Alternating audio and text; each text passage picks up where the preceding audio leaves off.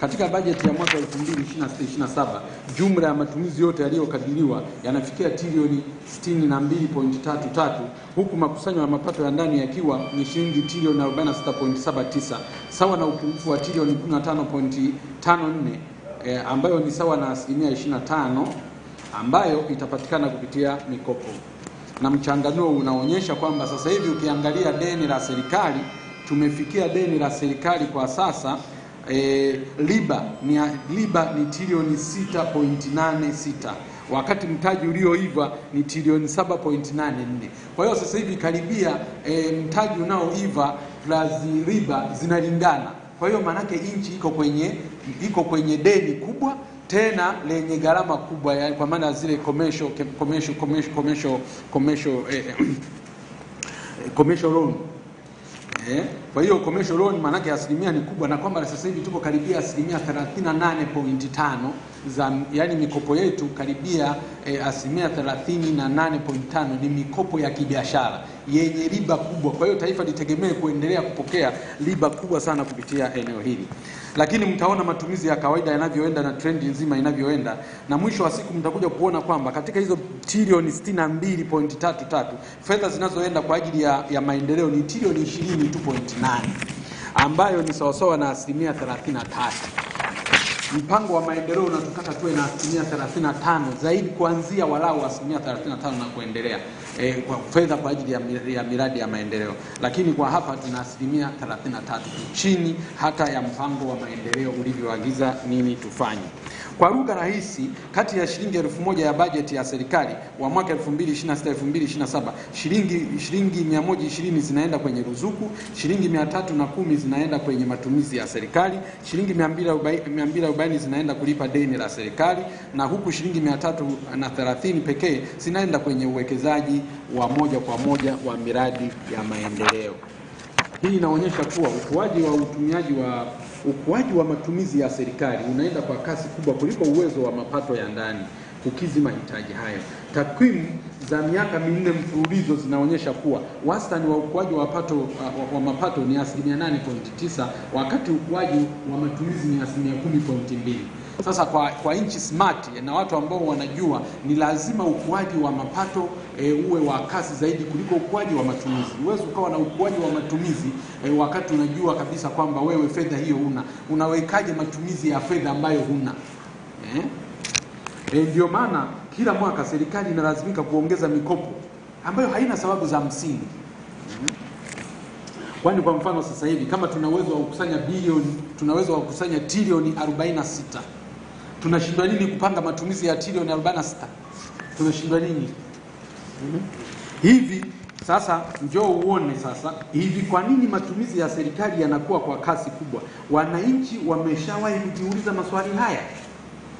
Majibu yake ni kama ifuatavyo kwa muhtasari. Moja, ukubwa wa misafara ya viongozi wa serikali ndani na nje ya nchi. Mathalan, mwaka huu 2026/2027 serikali imepanga kutumia zaidi ya shilingi trilioni 1.3 kwa ajili ya safari za viongozi. Yaani kwa ajili ya kugaramikia kina Kombo kwenda kufanya huko sport washing kule kimataifa, ndio gharama ni trilioni 1.3 zinatumika. Haya, namba 2, malipo ya nje ya bajeti hasa katika eneo la manunuzi kwa visingizio mbalimbali, ikiwemo ongezeko la gharama za ziada, yani variations, faini na riba ya ucheleweshaji. Mnachelewesha malipo ambayo mliokubaliana kwenye mkataba, mnapigwa faini. Mfano mkataba wa bwawa la Mwalimu Nyerere ambao ulikuwa umepangwa kutekelezwa kwa bajeti ya shilingi trilioni 6.5, lakini ukatekelezwa kwa shilingi trilioni 7.44.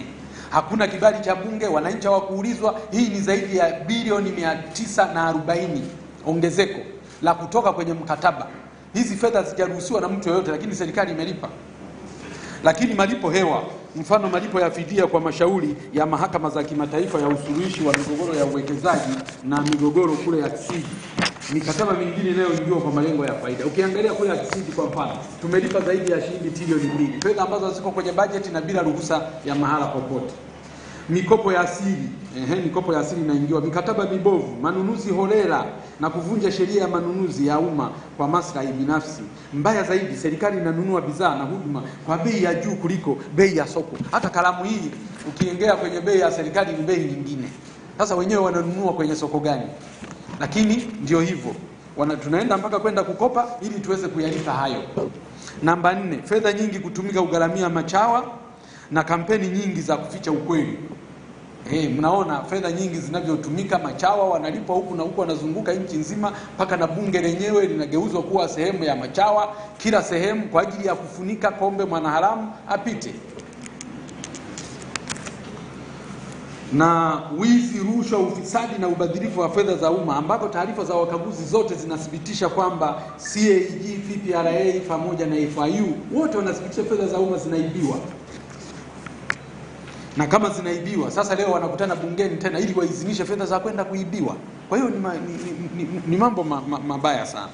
Serikali ifanya matumizi ya anasa kama vile ununuzi wa magari ya kifahari, posho za chai, ukilimu wa ofisi, uuzaji wa mali chakavu za serikali ambazo zinaweza kuendelea kutumika na ofisi zingine.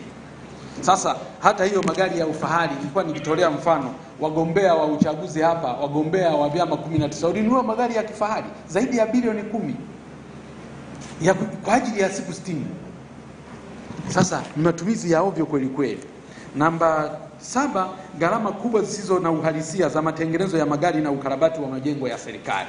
Kwa hiyo haya maeneo niliyoyataja haya yanatumia matilioni ya fedha za Watanzania, yanapotea matilioni ya fedha za Watanzania. Mimi naweza nikasema kwamba nusu ya bajeti nzima ya serikali inaenda kugharamia matumizi yasiyo na uhalisia.